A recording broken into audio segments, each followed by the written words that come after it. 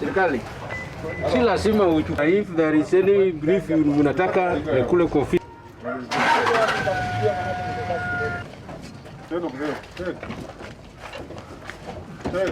The government suspended all kinds of gathering, and we are all aware, even the burials, which is very important to us, they are not allowed to be more than 15 people, and they take the shortest time possible.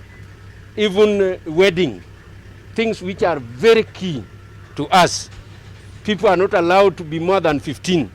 But here we find we have more than 33 people taking part in a legal gathering, and that's why we have come, and we are taking action that the law has to be followed. Even the county officials, so if even the police officers, when they are found violating the regulation, we take them to court.